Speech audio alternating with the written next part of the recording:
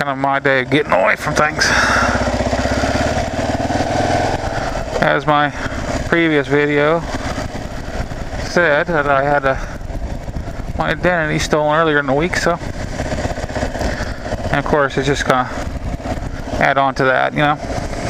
Just get away from life for a little bit. Oh, what was it? Tuesday. It's just Tuesday.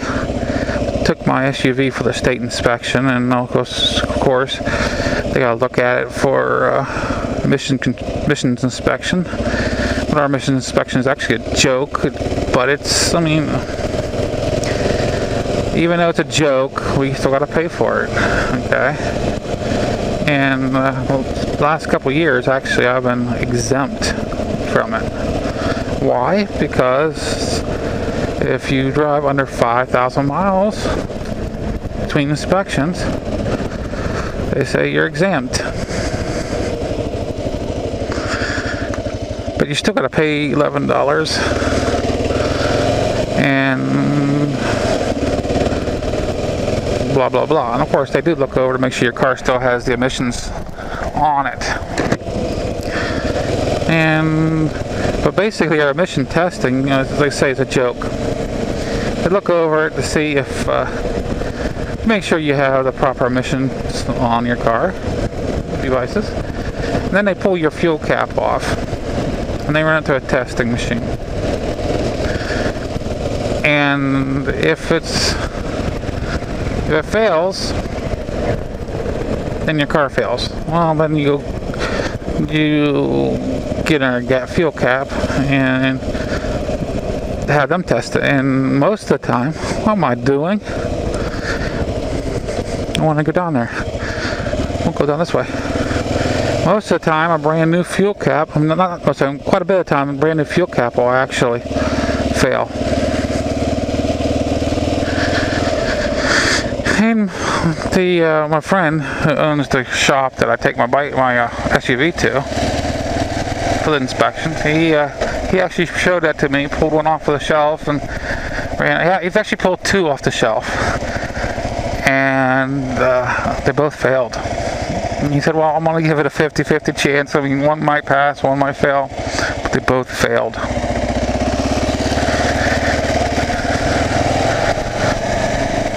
So it was like, wow.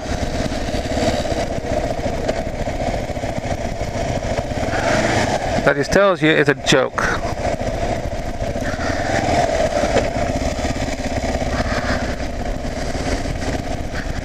But whatever. I just pay the prices and have my vehicle go through it. Of course, my vehicle has never failed emission testing when it was put through, so I mean, I'm not really worried too much. I keep up on my vehicles. I mean, I don't agree that we should. The way they did it to make it so we have to have our emission testing was ridiculous, and it's just a revenue maker, I think. And it's way past the time they did it. I mean, it was doing the high. I mean, right before they were shutting down the steel plants. And I mean, it's a story, and I mean, it's crap, and that's been many years ago. I mean, back then, yes, the monarch butterfly even wasn't even around. They quit coming around, and I guess it died off or whatever. But the sure tell that your area is polluted is by watching the critters in your environment. And the monarch butterfly is a big one. They disappear, you have problems.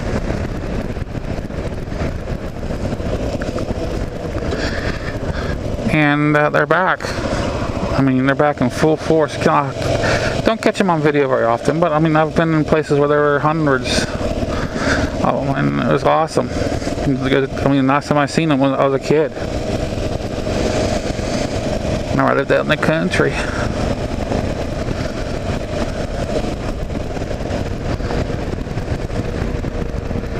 get down and take a look at the river a little bit.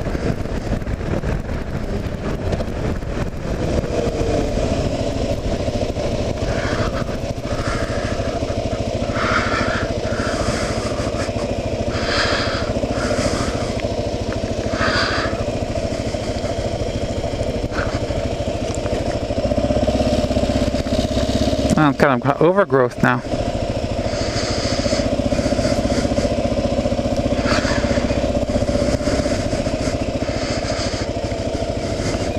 You can see a little bit there. It's gone way down. So I think it's fantastic. I know somebody's planning on going fishing here soon. Not fishing. Oh, he's going boating. Just picked himself a new boat. Well, new to him boat, say. Which I'm like, wow, okay, that's cool. And of course, it was an older trailer came with it. It was an older boat, even though it was newer to him. So he went through and he put new lights on it because the lights were failing on it, and he put LED lights on it. I'm like, cool. Ooh. I'm always in for that.